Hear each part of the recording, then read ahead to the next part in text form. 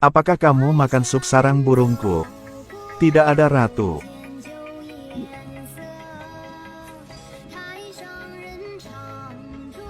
Itu karena aku terlalu lapar. Aku tidak bermaksud demikian. Keluarkan dan potong kepalanya. Jangan ratu, saya masih punya bayi. Bawa semua anaknya ke sini. Aku suka makan katak rebus. Semakin aku suka makan hotpot katak. Ratu Merah memiliki kepala yang aneh dan temperamen yang tidak biasa. Adik perempuannya, Ratu Putih, sangat lembut dan baik hati. Sebenarnya ketika dia masih muda, Ratu Merah jauh lebih manis daripada Ratu Putih. Jadi mengapa hal ini terjadi? Semuanya dimulai dari masa kanak-kanak. Satu hari, Ratu Putih rakus memakan kue buah dengan kikup. Remah-remah di seluruh lantai. Karena takut ibu mengetahuinya. Jadi dia menendang remah-remah di bawah tempat tidur kaknya. Ratu Merah mengetahuinya dan melaporkannya kepada ibunya. Ratu marah dan bertanya apakah Ratu Merah akhirnya makan remah-remah di bawah tempat tidurmu. Teriak Ratu Merah. Meminta adiknya untuk mengatakan yang sebenarnya. Tapi Ratu Putih tetap bersikeras itu bukan karena dia makan. Sang ibu mempercayai suara lemah Ratu Putih. Ia sama sekali tidak mempercayai Ratu Merah. Setelah disalahkan, dia lari kesakitan. Dan tanpa sengaja jatuh dan kepalanya terbentur patung batu.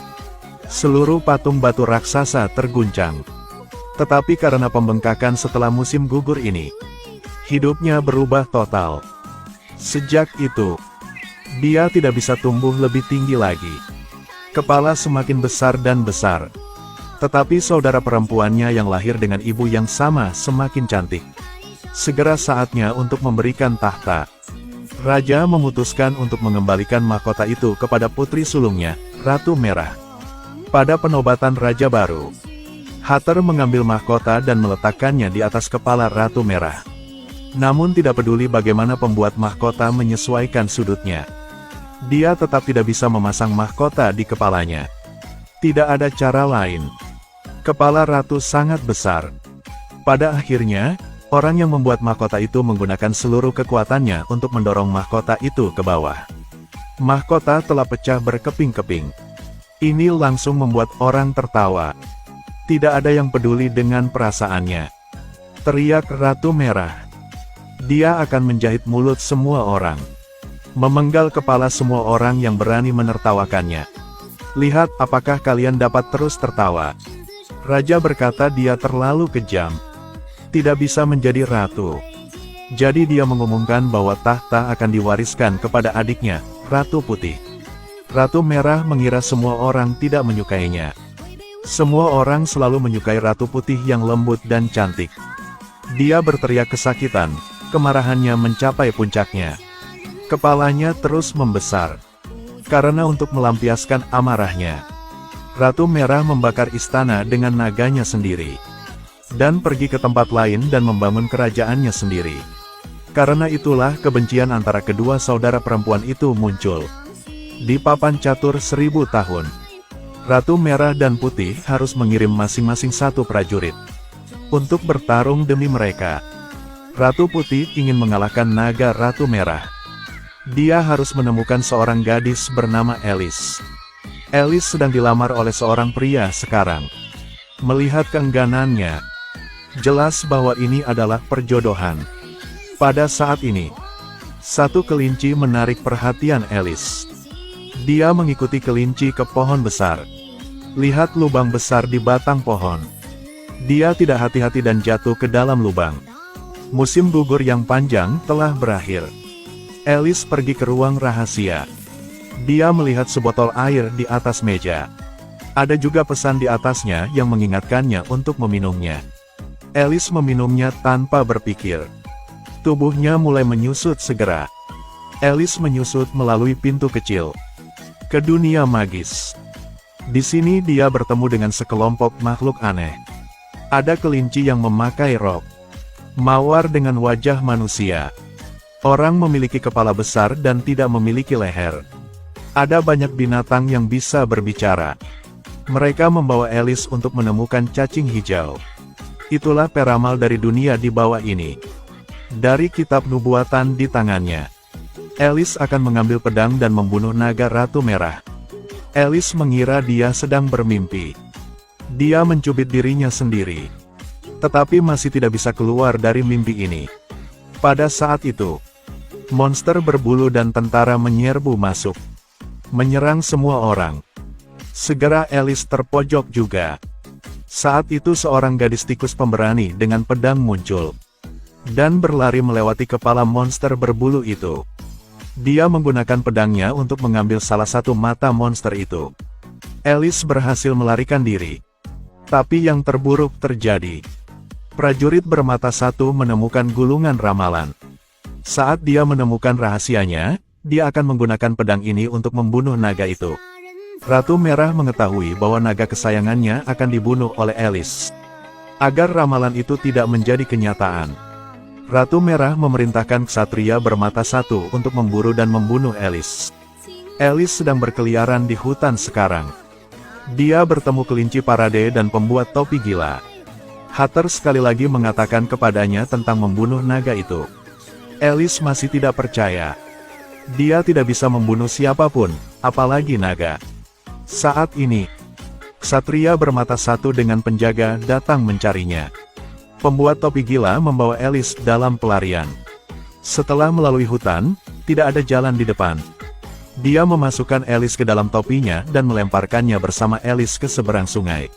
Tetapi Mad Hatter sendiri ditangkap oleh Knave of Hearts, menjadi tawanan Ratu Merah. Alice menyalahkan dirinya sendiri karena tidak berguna. Dia melepaskan rasa malu batinnya, memberanikan diri untuk menunggangi anjing pemburu. Dia berlari menuju istana Ratu Merah. Berjalan melintasi parit yang penuh dengan tengkorak. Melalui celah batu tembok kota, dia memasuki istana. Ratu Merah sedang bermain golf. Dia menggunakan flamingo sebagai alat, memukul landak ke arah tempat Alice berdiri. Alice ingin menyelamatkan landak, tetapi ditemukan oleh Ratu Merah, dan mengirim kelinci untuk diperiksa. Kelinci putih tahu dia ada di sini untuk menyelamatkan Mad Hatter. Tetapi sekarang Alice bahkan tidak bisa melindungi dirinya sendiri. Bagaimana dia bisa menyelamatkan orang? Jadi kelinci putih memberinya sepotong kue yang bisa lebih besar. Mungkin makan terlalu banyak. Tubuh Alice tumbuh dengan cepat. Ia setinggi tembok. Mungkin karena kepala besar Ratu Merah. Ratu Merah selalu menyukai benda yang terlalu besar dan cacat. Jadi Alice dibawa ke kastil dan diperlakukan sebagai tamu terhormat. Alice menemukan Mad Hatter di penangkaran. Mad Hatter memberitahu Alice bahwa pedang ajaib yang dapat mengalahkan naga itu tersembunyi di ruang bawah tanah. Alice ke penjara bawah tanah, menemukan bahwa Dewa Pedang dilindungi oleh monster berbulu. Monster berbulu itu sangat ganas. Alice memutuskan untuk mengabadikannya dengan cinta. Dia mengeluarkan bola mata yang ditemukan tikus putih kecil sebelum dia tiba, untuk mengembalikannya kepada monster malang itu. Sebenarnya monster berbulu pada dasarnya tidak buruk. Melihat kebaikan Alice, dia menjulurkan lidahnya dan menjilat lukanya. Alice setelah mendapatkan Dewa Pedang dikelilingi oleh penjaga. Monster berbulu tidak ada di pihak Ratu Merah sekarang. Monster berbulu yang menderita banyak penindasan menyelamatkan Alice, bawa dia ke kastil Ratu Putih. Alice memberikan pedang ajaib kepada Ratu Putih. Di sisi lain karena Alice mencuri pedang dewa, Ratu Merah marah, memutuskan untuk memenggal kepala Mad Hatter. Kapak itu dijatuhkan. Mad Hatter secara ajaib terbang ke langit. Ternyata kucing mulut besar menggunakan ilusi. Saat Mad Hatter asli muncul, dia mengungkap kemunafikan dan sanjungan orang-orang di sekitar Ratu Merah. Ternyata mereka semua adalah manusia biasa, menyamar sebagai cacat hanya untuk memuji Ratu Merah. Ratu Merah sangat marah ketika dia tahu dia ditipu. Perintah untuk membunuh mereka semua. Mad Hatter mengambil kesempatan untuk menghasut massa untuk menggulingkan tirani. Melihat semua orang di sekitarnya mengkhianatinya, Ratu Merah sangat sedih dan marah. Sang Ratu tampaknya telah menakuti orang-orang lebih dari yang dia hormati. Ratu Merah yang marah memanggil Raptor untuk menyerang kerumunan. Seluruh pengadilan dalam kekacauan. Mad Hatter kabur bersama teman-temannya. Mereka pergi mencari Ratu Putih. Beritahu semua Ratu Merah yang telah memutuskan untuk bertarung. Ratu Putih tidak ragu untuk segera memberitahu para prajurit kota untuk bersiap berperang. Tetapi pada saat ini, Alice melangkah mundur. Dia menemukan peramal ulat akan muncul dari kepompong dan menjadi kupu-kupu. Oracle membangkitkan kenangan masa kecil Alice. Dia mendapatkan kembali kepercayaan dirinya. Ikuti pasukan ke medan perang papan catur. Sebelum pertempuran yang menentukan, Ratu Putih berkata tidak perlu perang. Tapi Ratu Merah tidak melupakan kejadian itu sejak dia masih kecil. Bertekad untuk berjuang sampai akhir. Pertempuran dimulai. Naga api telah muncul. Alice dengan perisai di satu tangan dan 10.000 pedang di satu tangan keluar. Perlahan berjalan menuju naga. Memulai pertempuran. Setelah pertempuran sengit, Alice kewalahan oleh naga itu. Mad Hatter berlari untuk membantu. Tetapi itu melanggar aturan pertempuran. Pasukan kedua belah pihak bergegas ke medan perang. Alice berlari ke dataran tinggi di sebelahnya. Manfaatkan medan dan mulai pertempuran dengan naga. Kemudian melompat ke udara. Satu pedang memotong kepala naga api. Tidak ada dukungan naga.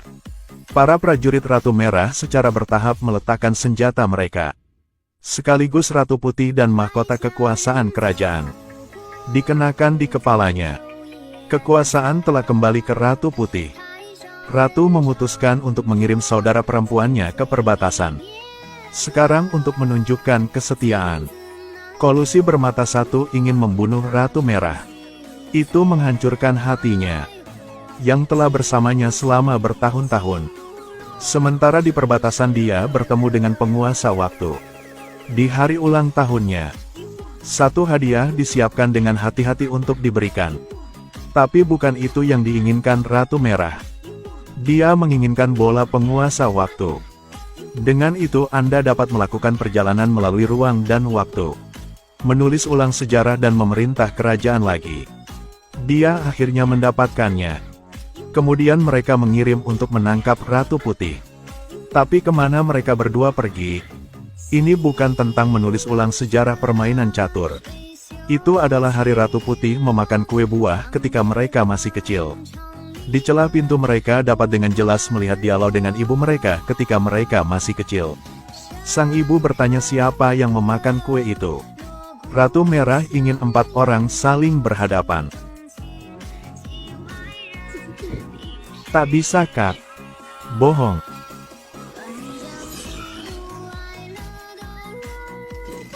Karena orang-orang dalam dua ruang dan waktu dapat saling bertemu. Bola waktu memiliki kutukannya. Seluruh dunia akan berubah menjadi batu. Ratu Putih ingin melarikan diri. Tetapi ketika dia melihat saudara perempuannya membantu, dia ragu-ragu dan membawanya pergi. Segala sesuatu yang membantu menyebar lebih cepat. Lambat laun seluruh dunia telah sepenuhnya berubah menjadi batu yang terendam debu. Ketika Alice hendak mengembalikan bola ajaib, membatu dihentikan sementara.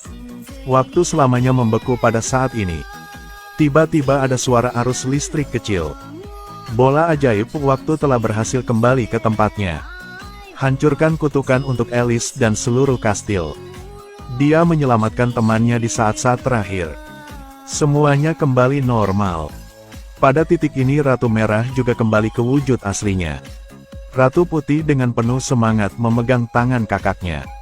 Setelah bencana besar terakhir, sang adik akhirnya menyadari kesalahannya. Menghadapi kakaknya, dia akhirnya mengatakan di mana kesalahannya. Aku telah paham. Aku makan kue dan berbohong.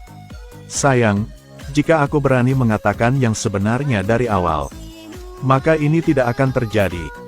Aku minta maaf. Aku salah. Aku menyadari di mana aku salah. Ratu Merah juga angkat bicara. Hanya itu yang ingin aku dengar. Kesalahpahaman saudari itu telah diselesaikan.